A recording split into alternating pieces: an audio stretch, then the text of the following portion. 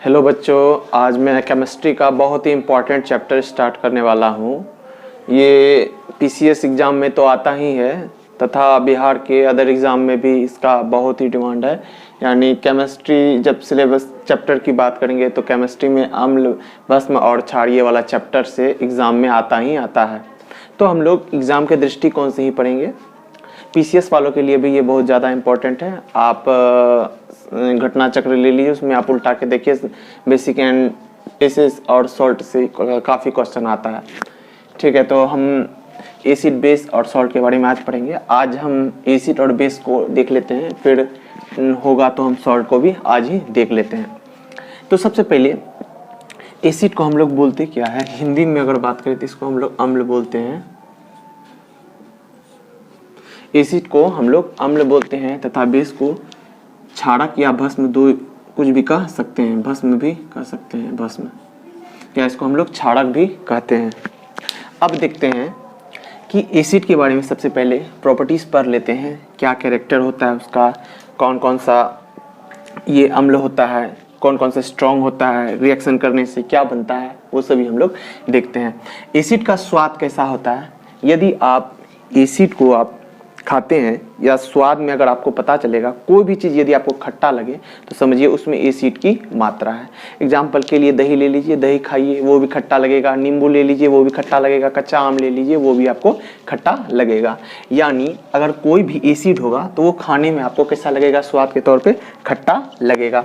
ठीक है, और दूसरी बात ये है कि यदि वो धातु से अभिक्रिया करेगा तो वो क्या करेगा, हाइड्रोजन गैस मुक्त करेगा। यानी एसिड की प्रॉपर्टी क्या होगी कि वह जब हाइड्रोजन ये धातु के साथ अभिक्रिया करेगा तो वो हाइड्रोजन गैस को क्या करेगा, मुक्त करेगा। ठीक है, और तीसरी पॉइंट देखेंगे कि जल में घुलनशील, जल में घुलकर, यानी कोई भी जलीय घोल होगा तो उसमें ये जो होता है अम्ल घुल के H+ आयन देगा। एसिड का प्रॉपर्टी क्या होगा कि जल में घुल के वो H+ यानी हाइड्रोजन आयन बोलते हैं, H+ को हाइड्रोजन आयन मुक्त करेगा। ठीक है, तो कौन कौन सा एसिड होता है, कुछ एग्जाम्पल हम लोग देख लेते हैं और ज़्यादातर इन्हीं एग्जाम्पल से एग्जाम पे पूछा जाता है और इसी को फोकस करके हम लोग इसलिए पढ़ रहे हैं ताकि ज़्यादातर क्वेश्चन आप देखेंगे कि यहीं से उठाया जाता है, यही सारे पॉइंट से। ठीक है, तो पहला क्या है, HCl, इसको हाइड्रोजन क्लोराइड बोलते हैं, इसको H2SO4, हम लोग 9th से ही पढ़ते आ रहे हैं कि H2SO4 को सल्फ्यूरिक एसिड बोलते हैं। जहाँ एसिड लगा, एसिड यानी अम्ल हो गया, यानी सल्फ्यूरिक एसिड कैसा होगा, खट्टा होगा, और ये सारी प्रॉपर्टीज उसमें मिलेगी। ठीक है, अब बात करते हैं HNO3 की, हाइड्रोजन नाइट्राइट हो गया। ये आप पढ़ ही चुके होंगे, 12th वाले चैप्टर में आप पढ़े होंगे, 11th में भी पढ़ेंगे। ऑर्गेनिक केमिस्ट्री में क्या पढ़े थे, इसको इथेनोइक एसिड, इसको क्या बोलते हैं, इथेनोइक एसिड। मैंने IUPAC नाम बोल दिया, ऐसे इसको क्या बोलेंगे, जनरली एसिड बोलेंगे। क्या बोलेंगे इसको, मिथेनोइक एसिड या इथेनोइक एसिड, IUPAC नेम की बात यदि करेंगे। ठीक है, तो ये सारा हमारा क्या है, एसिड के कुछ एग्जाम्पल है जो कि एग्जाम के नजरिए से काफी हद तक पूछे जाते हैं। अब बात करते हैं एसिड, ये जो है एसिड शब्द जो है ये लैटिन शब्द है। एसिड एक लैटिन शब्द है जिसका मतलब होता है, यानी एसिड एक लैटिन शब्द है जिसका मतलब होता है खट्टा। एसिड का मतलब होता है खट्टा। अब हम लोग देख लेते हैं, यदि आपको ये दिखाई दे रहा होगा कि ये किस प्रकार जलीय घोल में घुल के क्या करता है, हाइड्रोजन आयन देता है। यानी HCl, यानी H2O में यदि HCl घुलेगा तो क्या होगा, H+ आयन देगा तथा Cl- आयन मुक्त होगा। ठीक है, हाइड्रोजन सल्फ्यूरिक एसिड, अब हाइड्रोजन सल्फ्यूरिक एसिड H2SO4 को क्या करेंगे, जल में घोलेंगे तो क्या मुक्त होगा, यहाँ पे भी हाइड्रोजन आयन मुक्त होगा। 2 मैंने बैलेंस करने के लिए दिया है, चूंकि यहाँ पे हाइड्रोजन की संख्या 2 है तो यहाँ पे भी हाइड्रोजन की संख्या मैंने 2 कर दी है। और SO4 यहाँ पे भी कितना है, 4 है, और यहाँ पे भी SO4 की मात्रा क्या है, 4 है। और 2 माइनस मैंने इसलिए लगाया, जब मैं इलेक्ट्रॉनिक कन्फिग्रेशन पढ़ाऊंगा इन ऑर्गेनिक केमिस्ट्री में तब मैं बताऊंगा कि यहाँ पे ऊपर में पावर में 1 - 2 - क्यों लगता है, वो इलेक्ट्रॉन के अनुसार लगता है। तो हम लोगों ने एसिड के बारे में इतनी कॉमन बातें जान ली कि एसिड में क्या क्या होता है और क्या होता है। ठीक है, अब बात करते हैं हम लोग बेस की बात करते हैं। बेस में क्या होता है, अब बेस देखते हैं कि बेस का स्वाद कैसा होता है। जिस प्रकार एसिड हम लोगों को खाने में कैसा लगता था, खट्टा लगता था, उसी प्रकार जब हम लोग ये भस्म खाएंगे, ठीक है, तो वो उसका स्वाद कैसा लगेगा, उसका स्वाद कैसा लगेगा, कड़वा लगेगा। वो जब भी कोई चीज़ हम लोग लेते हैं और कड़वा लगता है तो वो हम क्या समझ जाते हैं कि वो क्षार है। जिस प्रकार आप सर्फ का घोल या साबुन गलती से आप अपने जीभ में रख के देखिएगा, आपको बहुत ही कड़वा लगेगा, और कड़वा लगने का मतलब वो क्या है, क्षार है। तो आप टेस्ट के माध्यम से भी पता लगा सकते हैं, और आगे हम सूचक के बारे में भी बताएंगे। ठीक है, तो दूसरी प्रॉपर्टी क्या है कि ये जो होता है अम्ल, ये क्षार क्या करता है, अम्ल को उदासीन कर देता है। अम्ल को क्या करता है, ये उदासीन कर देता है। उदासीन करके क्या बना देता है, लवण बना देता है। जब हम लोग ये लवण पढ़ेंगे तो उसमें भी देखेंगे कि लवण किस प्रकार बनाता है, हम लोग रिएक्शन के जरिए समझेंगे। ठीक है, तीसरी बात, जिस प्रकार इसमें ये जलीय घोल में घुलकर हाइड्रोजन आयन देता था, यानी H+ आयन देता था, उसी प्रकार ये क्या होगा, जलीय घोल में घुल के OH- यानी हाइड्रोक्साइड आयन मुक्त करेगा। ठीक है, हाइड्रोजन हाइड्रोक्साइड आयन मुक्त करेगा।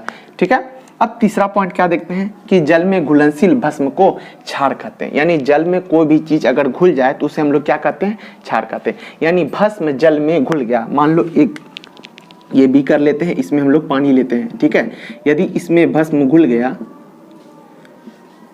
तो यानी ये हमारा क्षार हो गया। ये घुलनशील भस्म को हम लोग क्षार कहते हैं। ठीक है, कुछ एग्जाम्पल देख लेते हैं इसका, फिर ये वाला पॉइंट पहले बाद में समझेंगे, पहले ये देख लेते हैं। एग्जाम्पल ले लेते हैं बेस का, क्या क्या हो गया, सोडियम हाइड्रोक्साइड हो गया, पोटेशियम हाइड्रोक्साइड हो गया, NH4OH हो गया, उसके बाद CaOH2 हो गया, MgOH2 हो गया, मैग्नीशियम हाइड्रोक्साइड हो गया, उसके बाद कैल्शियम हाइड्रोक्साइड हो गया। ठीक है, अब रिएक्शन के माध्यम से देख लेते हैं। जिस प्रकार इसमें देखा हमने कि जलीय घोल में मिलाया। ठीक है, मान लीजिए एक बीकर ले लेते हैं, यहाँ पे हम लोग क्या करते हैं, एक बीकर ले लेते हैं। ठीक है, वो बीकर में एक ये क्या है, जलीय घोल है। इसमें इस बीकर में हमारा क्या है, जलीय घोल है, जलीय घोल है, इसमें जलीय घोल है। इसमें जब हम लोग क्या मिलाते हैं, इसमें क्या मिलाएंगे, भस्म मिलाएंगे। इसमें हम लोग भस्म मिलाएंगे। भस्म के तौर पे क्या लेते हैं, KOH ले लेते हैं, KOH ले लेते हैं। यदि KOH लेंगे यानी इस प्रकार एरो दे दीजिए और H2O दीजिए, इसका मतलब हो गया कि जलीय घोल में आप मिला रहे हैं कोई भी चीज को, और ये चीज क्या है, आपका भस्म है। यानी भस्म को मिलाएंगे तो K+ आयन देगा, K+ आयन देगा प्लस OH- यानी हाइड्रोक्साइड आयन मुक्त करेगा। क्या करेगा, हाइड्रोक्साइड आयन मुक्त करेगा। जिस प्रकार उसको हाइड्रोजन आयन बोलते थे, इसको हम लोग क्या बोलेंगे, हाइड्रोक्साइड आयन मुक्त करेगा। यहाँ पे देखिए किस प्रकार हम लोग करेंगे, बहुत ही सिंपल है। के को क्या करेंगे, अलग कर देंगे। K+ हो गया, प्लस दूसरा आयन क्या मुक्त होगा, OH आयन, ये मुक्त हो जाएगा, ये ON आयन मुक्त होगा। ठीक है, एक और एग्जांपल देख लेते हैं सोडियम हाइड्रोक्साइड का। उसमें उसको भी जब जलीय घोल में मिलाएंगे, यानी जल में घुलाएंगे, तो क्या करेगा, Na+ तथा OH- आयन मुक्त करेगा। तो ये कॉमन सी बात थी एसिड की और बेस की, जो कि हम लोगों 9th क्लास से ही पढ़ते आ रहे हैं, और हम लोग ज़्यादातर बच्चे जानते भी होंगे इसके बारे में। जो नहीं जानते हो तो आपने देख ही लिया कि क्या क्या होता है, और आप जो साइंस बैकग्राउंड से नहीं है उसको हो सकता है थोड़ा समझने में प्रॉब्लम होगा, लेकिन आपको टेंशन नहीं लेना है। बहुत ही कॉमन बात है, जिस प्रकार मैं बता रहा हूँ बस उसको आप मेरे पीछे पीछे बोलते जाएं, और कॉपी में हो सकता है क्लास नोट्स को है डायरेक्ट कॉपी में लिख के बनाइए। जब आप डायरेक्टली नोट्स को कॉपी में उतारेंगे तो उससे जितना आपको अच्छा मतलब कंसेप्ट क्लियर होगा, उससे ज़्यादा आपको नोट्स पढ़ के कंसेप्ट क्लियर नहीं होगा। फिर भी हम आपको PDF प्रोवाइड कराएंगे, आप हमारे टेलीग्राम चैनल को ज्वाइन कर लें, उसमें मैं सेम टू सेम ऐसा ही यही वाला PDF मैं आपको दे दूंगा, तो आप वहां से जाके आप PDF डाउनलोड कर सकते हैं। ठीक है, तो अब देख लेते हैं अम्ल की उपस्थिति। यानी ये तो पढ़ लिए, अब हम लोग किस प्रकार पता लगाएंगे कि किस में अम्ल के तो प्रकार होते हैं। हमने यहाँ पे देखा ये क्या था, ये अम्ल के प्रकार था। ठीक है, और इसमें भी भस्म में मैंने देख लिया टाइप होता है। ठीक है, भस्म का ये तो टेस्ट के अनुसार बोल दिया मैंने भस्म है, यानी ये भी ये कड़वा लगेगा, ये भी कड़वा लगेगा, ये भी कड़वा लगेगा, लेकिन सभी भस्म तो एक नहीं है ना, सभी भस्म डिफरेंट टाइप के होते हैं। इस प्रकार एसिड भी डिफरेंट टाइप के होते हैं। तो लेकिन पता कैसे लगाएंगे कि किस चीज में कौन सा एसिड होता है या फिर किस चीज में कौन सा भस्म होता है। तो वही हम लोग कुछ एग्जाम्पल दे रहे हैं और पीडीएफ में हम जो है इसे ज़्यादा दे देंगे, क्योंकि जगह का ये मैनेज करने के लिए हमने इतना कम लिखा है, ठीक है। और भी इससे ज़्यादा है पीडीएफ, आप टेलीग्राम से डाउनलोड कर लें, ठीक है। तो देख लेते हैं कुछ एग्जाम्पल। जैसे सिरका की बात करते हैं। सिरका तो आप खाते ही होंगे, घरेलू किचन में ये घरेलू तौर पे सिरका मिलता है, होटल वगैरह में भी जाते हैं वहाँ भी सिरका का प्रयोग होता है, ठीक है। तो सिरका में क्या होता है, एसिटिक अम्ल होता है। सिरका में कौन सा अम्ल पाया जाता है, एसिटिक अम्ल पाया जाता है। नींबू और संतरा की बात करते हैं। नींबू और संतरा में साइट्रिक अम्ल पाया जाता है। नींबू और संतरा में कौन सा एसिड पाया जाता है, साइट्रिक अम्ल। और एग्जाम पे ऑब्जेक्टिव बना के ये पूछा भी जाता है कि नींबू और संतरा में कौन सा एसिड पाया जाता है। हम लोग क्या करते हैं, इसको बहुत हल्के में ले लेते हैं कि ये चीज आता नहीं है, ठीक है। और यही हल्का चीज ही जब आपको आ जाएगा तभी आपको सोच में आएगा कि हम लोगों ने ये चीज क्यों नहीं पढ़ा, ठीक है। ये छोटी छोटी बातें ही पीसीएस वगैरह में पूछा जाता है, जो कि 7th class, 6th class, 8th class, 10th class से उठाता है। यानी जब आप पीसीएस की तैयारी करेंगे तो आपको स्टार्टिंग से आपको सबसे पहले बेस बनाना होगा। यानी एनसीईआरटी की बुक आपको 7th क्लास से ही पढ़ना होगा और ज्यादातर एनसीईआरटी बुक से ही क्वेश्चन उठाया जाता है कंपटीशन के एग्जाम में आजकल के समय में, ठीक है। अब दूसरा देख लेते हैं, नींबू संतरा का हमने देख लिया साइट्रिक एसिड। अब चींटी की बात करते हैं। चींटी में फॉर्मिक अम्ल होता है। फॉर्मिक अम्ल होता है जो कि थोड़ा सा जहरीला टाइप से होता है, जिसके कारण चींटी के काटने पे हमारा जहाँ पे डंक मारता है चींटी वहाँ पे थोड़ा सा फूल जाता है। उसका कारण यही होता है कि उसमें फॉर्मिक अम्ल होता है। यदि नॉर्मली आप फॉर्मिक अम्ल भी आप अपने हाथ में अगर लगाएंगे तो आपका हाथ थोड़ा सा जलेगा, ठीक है। अब बात करते हैं दही की बात कर लेते हैं। दही में लैक्टिक अम्ल होता है। दही में लैक्टिक अम्ल होता है। जब भी लैक्टिक अम्ल का क्या होता है, कोई भी ऑयली चीज को ये करना, घुला देना जल में। यानी आप यदि कोई ऑयली चीज खा लिए हैं ज्यादा, तब आप क्या करें, दही खा ले। दही खाने से क्या होता है, ये लैक्टिक अम्ल क्या करता है, ये घुलाने में मदद करता है, जलीय डाइजेशन में भी मदद करता है। यानी लैक्टिक अम्ल क्या करता है, वो जो तेलीय पदार्थ होता है उसको जलीय घुलाने में मदद करता है, ठीक है। टमाटर में ऑक्जेलिक एसिड होता है, ठीक है। टमाटर में ऑक्जेलिक एसिड होता है और यही कारण है कि ऑक्जेलिक एसिड के कारण ही हमारे पेट में पत्थर हो जाता है। क्योंकि हम लोग, हमारे पेट में जो पत्थर होता है वो हम लोग, ये जो नॉर्मली हम लोगों के घरों में यूज होता है वो वाला पत्थर नहीं होता है, वो दरअसल केमिकल कंपाउंड का बना हुआ पत्थर होता है। उसको हम लोग कैल्शियम ऑक्जिलेट बोलते हैं। और जहाँ ऑक्जिलेट शब्द का प्रयोग आ गया तो आप समझ गए होंगे कि हमारे शरीर में कैल्शियम होता ही है। अब प्लस टमाटर खाएंगे, ऑक्जिलेट हम लोगों को मिलेगा, तो रिएक्शन करके कैल्शियम ऑक्जिलेट बन जाएगा। और ये एग्जाम में पूछा भी गया है। पीसीएस एग्जाम में आप घटना चक्र उल्टा के देख सकते हैं कि उसमें पूछा गया है पेट में जो पत्थर होता है उसको क्या बोलते हैं। तो ऑप्शन में दिया हुआ है कैल्शियम ऑक्जिलेट एंड और भी ऑप्शन में दिया हुआ रहेगा। पीसीएस के एग्जाम में पूछा भी गया है, पूछा गया हुआ क्वेश्चन है, तो ये इसीलिए मैं वीवीआई लगा देता हूँ क्योंकि ये पूछा गया हुआ क्वेश्चन है। अब बात करते हैं क्षार की उपस्थिति। क्षार की उपस्थिति, चूना पानी में कौन सा हाइड्रोक्साइड पाया जाता है। चूना पानी में कैल्शियम हाइड्रोक्साइड पाया जाता है। अब साबुन की बात करते हैं। साबुन में सोडियम हाइड्रोक्साइड पाया जाता है। जब सोडियम की बात आएगी तो वो सोडियम का कैरेक्टर बताएंगे तो बहुत ही मुलायम होता है और चिपचिपा टाइप से, चिपचिपा लाइक, यानी अगर आप साबुन को छूते हैं हाथ में तो कैसा चिपचिपा महसूस होता है, सर्फ को छूते कैसे चिपचिपा महसूस होता है। उसका कारण यही होता है कि सोडियम की उपस्थिति, यानी सोडियम हाइड्रोक्साइड साबुन में होता है, उसके कारण वो चिपचिपा होता है। और साबुन को आप चक्के देख सकते हैं कि वो तो कड़वा लगेगा, आपको पता भी चल जाएगा कि वो क्या होता है, बेस होता है। अब दूध को क्या, दूधिया मैग्नीशियम में क्या होता है, मैग्नीशियम हाइड्रोक्साइड होता है, ठीक है। तो हम लोगों ने ये सारी बातें जान ली। और यहाँ भी है चाय में टेनिक एसिड होता है, ठीक है। चाय में टेनिक एसिड होता है और ये टेनिक एसिड क्या करता है, ये नींद को खत्म करता है। यदि कोई स्टूडेंट हो, आपको बहुत ज़्यादा अगर नींद आ रही है, यदि आपको रात में लेट नाइट पढ़ना है, तो ये मेरा पर्सनल एक्सपीरियंस बता रहा हूँ। मैं भी अपने समय में जब पढ़ा करता था, मुझे नींद आती थी तो मैं क्या करता था, अदरक वाली कड़क सी चाय पी लेता था। और इस चाय पीने के बाद क्या होता था, मेरा नींद जो था खुल जाता था और मैं पढ़ाई करता था। यानी टेनिक एसिड क्या करता है, आपके मेलाटोनिन हार्मोन को कम करता है। यानी मेलाटोनिन हार्मोन का सेक्रेशन कम होगा और मेलाटोनिन हार्मोन ही हमारा नींद वाला हार्मोन होता है। जो ज्यादातर चावल वगैरह खाते होंगे तो उससे वो हार्मोन को क्या करता है, प्रेरित करता है और ज्यादा सीक्रेट होता है, जिसके कारण हम लोग को नींद लगने लगती है। और यहाँ तक कि कोई वर्क भी करते हैं तो उसके कारण भी वो होता है, जिसके कारण हम लोग को नींद आने लगती है। नॉर्मल बात है, ठीक है। तो अब ये सब हम लोगों ने पढ़ लिया। अब कॉमन सी बात, अब बात करते हैं सूचक की। यानी सूचक क्यों बोले, सूचक का मतलब होता है इंडिकेटर। हाँ, एक पॉइंट छूट गया जो मैंने बताया कि ये सब पढ़ने के बाद हम लोग पढ़ेंगे। सभी क्षार भस्म होते हैं, सभी क्षार, ये कॉन्सेप्ट बचपन से पढ़ते आ रहे हैं लेकिन समझ भी जाते हैं, फिर कुछ दिनों के बाद हम लोग भूल जाते हैं। लेकिन मैं एक पॉइंट बताऊंगा, उसके बाद आप ये पॉइंट कभी भी नहीं भूलेंगे, ठीक है। जैसे सभी क्षार भस्म होते हैं मगर सभी भस्म क्षार नहीं होते हैं।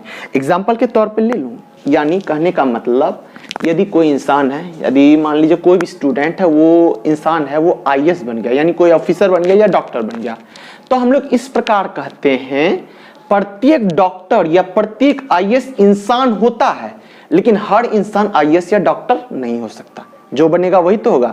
यही बात हो गई यहाँ पे, यही वाला फॉर्मूला लागू होता है वहां पे। यानी हर आईएएस और हर डॉक्टर इंसान होगा, लेकिन हर इंसान डॉक्टर और आईएएस नहीं हो सकता, क्योंकि उसके लिए एग्जाम क्वालिफाइड करना पड़ेगा। तो समझ गए? यानी क्योंकि सभी क्षार भस्म इसलिए होता है क्योंकि ये जो भस्म होता है ये खुद क्षार से बना हुआ होता है, भस्म खुद क्षार से बना हुआ होता है। यानी आईएएस की बात कर रहे हैं, लेकिन मगर सभी भस्म क्षार नहीं होते, ये इंसान है भस्म, ठीक है। अब उसके प्रकार इसी प्रकार हम समझ लेंगे कि सभी भस्म क्षार नहीं होते हैं, ठीक है। तो ये सारी बातें कॉमन थी, ये सब बात हम लोगों ने समझ लिया। अब इंडिकेटर की मैंने बात उठाई तो इंडिकेटर के बारे में बताते हैं। इंडिकेटर का मतलब होता है सूचक। सूचक का मतलब आप बहुत अच्छे से समझते होंगे कि कोई भी चीज की सूचना देता है, ठीक है। नॉर्मली बात करें, कोई भी चीज की सूचना क्या देगा? मान लीजिए अलार्म बजती है, हम लोग सोते हैं, हर एक स्टूडेंट के पास, हर एक स्टूडेंट वही करता होगा कि सुबह उठने से पहले अलार्म लगा लेता है। तो अलार्म क्या करता है? हम लोग को सूचना देता है। यानी हम लोगों ने एक टाइम टेबल बना लिया कि 5 बजे उठना है, तो वो हमको सूचना कौन देगा? नींद में तो पता नहीं चलेगा। तो अलार्म बजता है, इससे आपको पता चलता है कि टाइम हो गया है हमारे पढ़ने का, अब हमें उठ जाना चाहिए। तो वो सूचना कौन दे रहा है? अलार्म दे रहा है। उसी प्रकार हमें बताएगा कौन? यदि हम टेस्ट भी एक तरह से बोला जाए, यानी स्वाद, यानी हम लोग का जीभ सूचक एक तरह से अगर बोला जाए, मेरे एक्सपीरियंस से, कि जीभ को भी हम लोग सूचक भी बोलेंगे, क्योंकि वो बताता है कि एसिड है कि बेस है। क्योंकि स्वाद से भी हम लोग परख सकते हैं एसिड है या बेस है। यानी सूचक इंडिकेट करता है कि कोई चीज एसिड है या बेस है। यानी हम लोग 2 ग्लास ले लेते हैं, ठीक है, 2 ग्लास ले लेते हैं, और सबसे पहले मैं एक बात बता दूं कि लिटमस क्या काम करता है।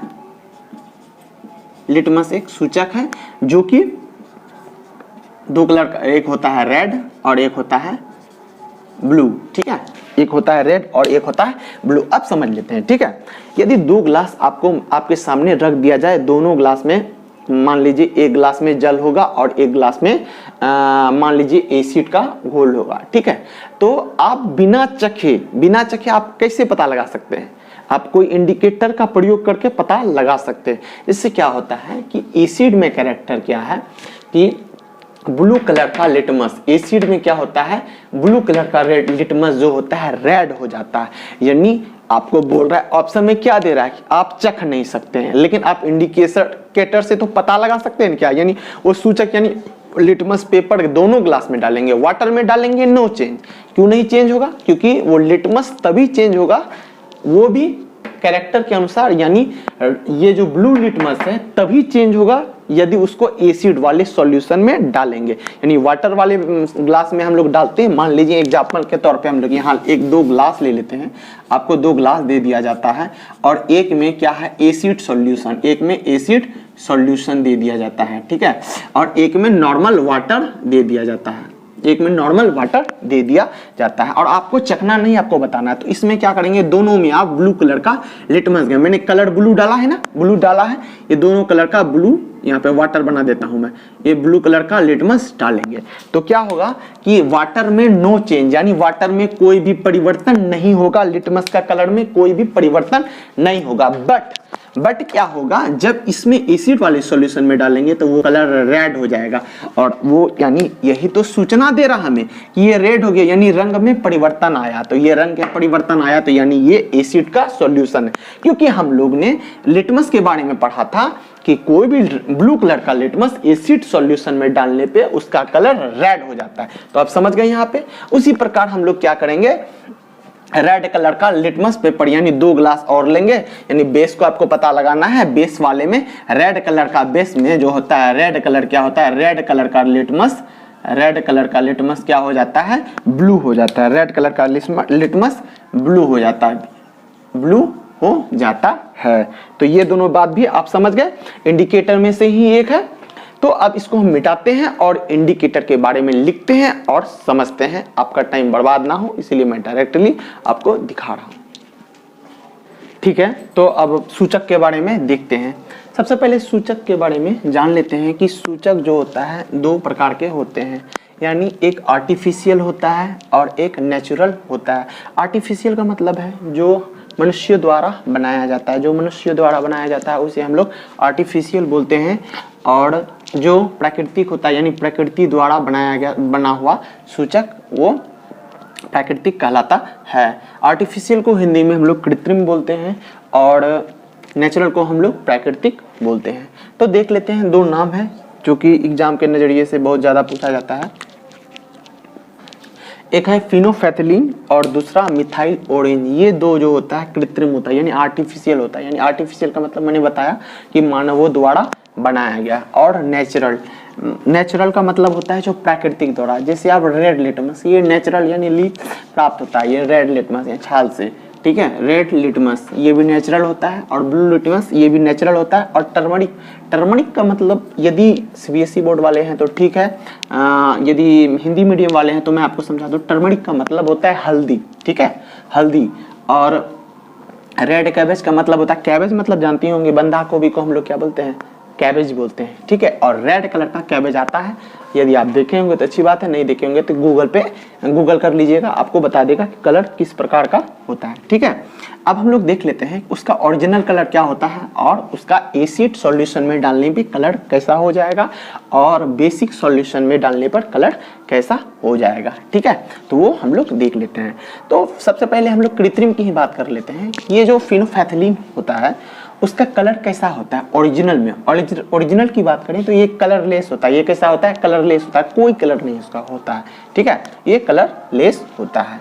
और जब हम लोग फिनोल्फथलीन को में एसिड सॉल्यूशन में डालते हैं तो एसिड सॉल्यूशन में डालने के बाद ये कलरलेस ही रह जाता है, यानी जिससे पता चलता है कि कोई भी चीज एसिडिक है, कोई भी चीज एसिडिक है, ठीक है। और यदि उसी सॉल्यूशन को यानी फिनोल्फथलीन सूचक को हम लोग बेसिक सॉल्यूशन में डालते हैं यानी बेसिस में डालते हैं तो पता चलता है कलर कैसा हो जाता है, चेंज होके पिंक कलर का हो जाता है। और यदि पिंक कलर का हो गया तो यानी आप समझेंगे कि वो सॉल्यूशन बेस है, ठीक है, बेसिक सॉल्यूशन है वो, ठीक है। अब बात करते हैं मिथाइल ऑरेंज की। इसका ओरिजिनल कलर कैसा होता है, ऑरेंज। अब यदि मिथाइल ऑरेंज नाम है तो कलर ऑरेंज होगा ही। यदि पूछेंगे यदि संतरा का कलर कैसा है, इंग्लिश नाम क्या होता है उसका, ऑरेंज। ऑरेंज का कलर कैसा होता है, ऑरेंज ही होता है, यानी मिथाइल ऑरेंज का कलर ओरिजिनल कलर जो होता है ऑरेंज ही होता है, ठीक है।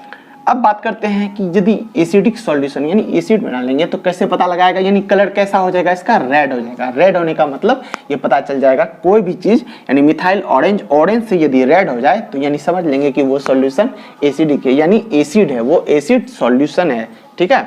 अब बात करते हैं यदि मिथाइल ऑरेंज 20 में चला जाए तो फिर कैसा हो जाएगा, ऑरेंज से येलो हो जाएगा, ठीक है। याद रखने का एक कॉमन फॉर्मूला, मिथाइल ऑरेंज लगा हुआ तो कलर वास्तविक में ऑरेंज ही होगा, और यदि एसिड में डालेंगे तो क्या हो जाएगा, रेड हो जाएगा। याद रखने का तरीका, एसिड है तो रेड हो जाएगा, ठीक है।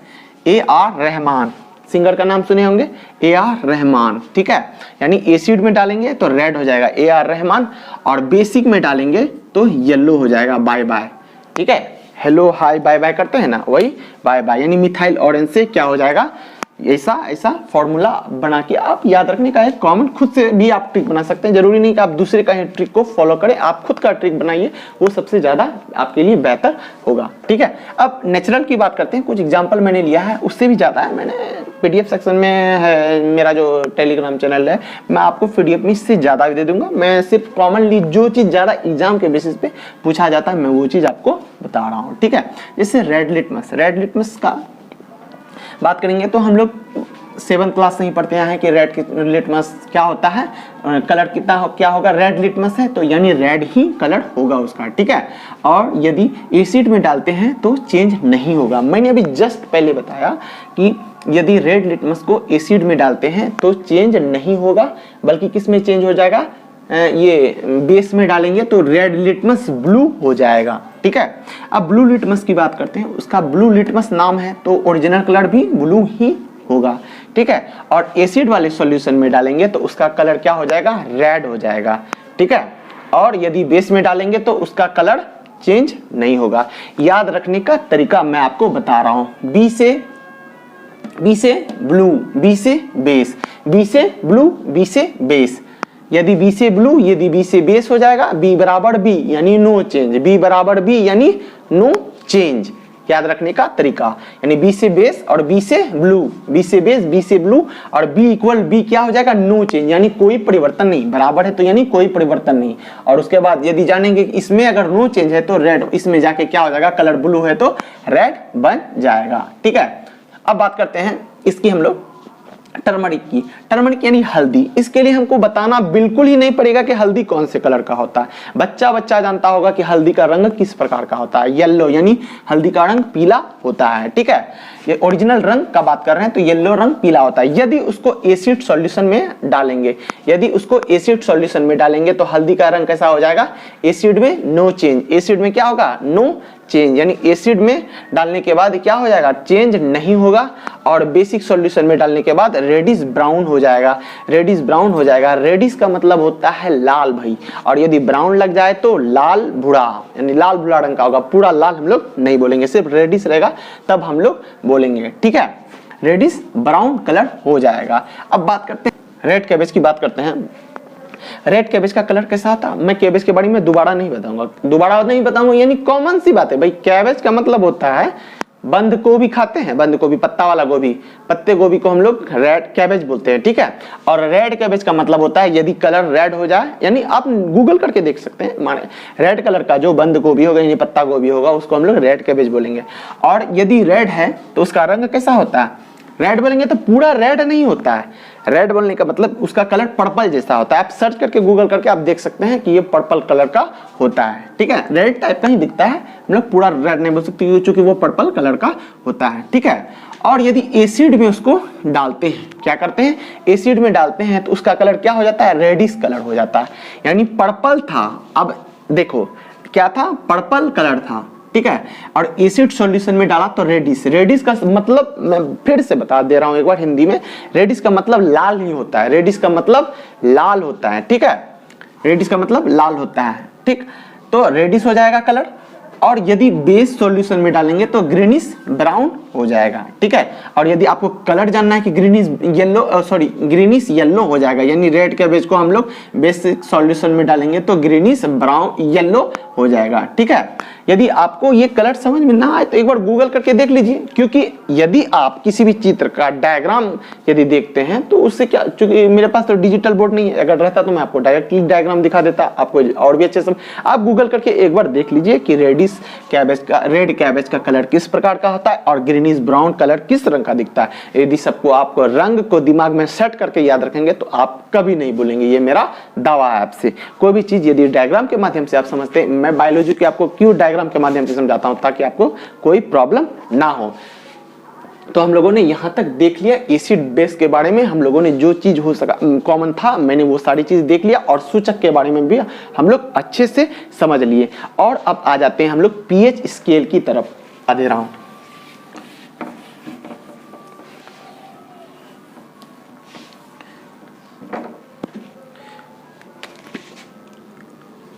पीएच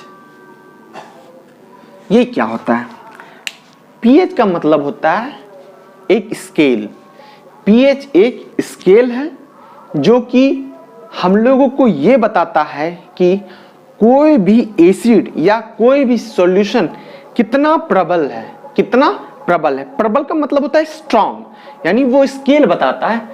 आप प्रचार वगैरह में ऐड वगैरह आता है, फेयर एंड लवली का स्केल वगैरह देखते होंगे, कितना गोरा है, कितना ये है, तो उसी प्रकार इसका स्केल होता है।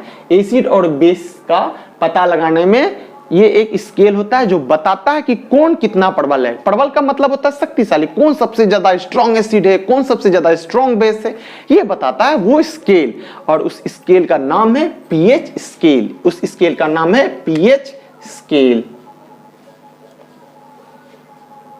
और ये जो स्केल होता है ये कितना होता है, 1 से लेकर 14 तक होता है। इस स्केल में 1 to 14, 1 से लेकर 14 होता है। और बीच वाले 7 बोलते हैं। ठीक है, यहां से यहां तक के बीच जिस भी प्रोडक्ट का, जिस भी सॉल्यूशन का pH वैल्यू बताएगा 1 से 7 के अंदर में, यानी वो क्या होगा, एसिड होगा। वो क्या होगा, एसिड होगा। और 7 से मान 7 से जितना कम होगा, जितना कम होगा, जितना कम होगा एसिड, उतना ही प्रबल होगा, यानी उतना ही स्ट्रॉन्ग एसिड होगा, उतना ही स्ट्रॉन्ग एसिड होगा। यानी 7 से जितना कम होता चला जाएगा पीएच स्केल से, यानी वो एसिड बहुत ही ज्यादा स्ट्रॉन्ग हो जाएगा, यानी 7 से कम को बहुत ज्यादा स्ट्रॉन्ग हो जाएगा। अब बात करते हैं बेस की, यानी 7 to 14 के बीच में, 7 to 14 के बीच में कोई भी सॉल्यूशन आता है तो यानी वो क्या है, बेसिक सॉल्यूशन, यानी वो बेसिस है। वो क्या है, बेसिस है। ठीक है, वो बेसिस होगा, यानी भस्म होगा। और इसमें क्या कैसे पता चलेगा कि कौन सबसे ज्यादा प्रबल क्षारीय है, तो किस प्रकार पता चलेगा, 7 से जितना अधिक होगा, 7 से, ये 7 लिख दे रहा हूं मैं, 7 से जितना अधिक होगा, जितना अधिक होगा उतना ही प्रबल क्षारीय होगा, उतना ही प्रबल क्षारीय होगा आपका, उतना ही प्रबल क्षारीय होगा। और यदि आप सोच रहे होंगे कि यदि कोई चीज 7 पे आ जाए तो क्या होगा, 7 का मतलब होता है न्यूट्रल, यानी न्यूट्रल हो जाएगा, वो न्यूट्रल हो जाएगा। एक एग्जांपल मैं बता दूं कौन सा चीज न्यूट्रल होता है, वाटर। ना तो वो एसिड होता है, ना तो वो बेस होता है, ना वो अम्ल होता है, ना वो भस्म होता है, वो क्या होता है, न्यूट्रल होता है। इसीलिए उसमें आसानी से कोई भी चीज घुल जाता है। तो आज का क्लास आपको यदि बढ़िया लगा हो तो आप हमारे चैनल को लाइक करें, मेरे चैनल में जो नए हो वो चैनल को सब्सक्राइब करें। और तुम लोग भाई वीडियो को शेयर नहीं करते हो, जितना से जितना ज्यादा शेयर करोगे उससे बेहतर मैं अपना कंटेंट आपके सामने प्रस्तुत करता रहूंगा, जिससे आप चुटकियों में कोई भी चैप्टर को समझ सकेंगे। ठीक है, तो मिलते हैं नेक्स्ट वीडियो में। यहां तक के बाद अगला टॉपिक हम लोग यहां से जो छूटा हुआ है, अगला टॉपिक फिर नेक्स्ट वीडियो में पढ़ेंगे। तब तक के लिए tata, bye bye, thank you, good night.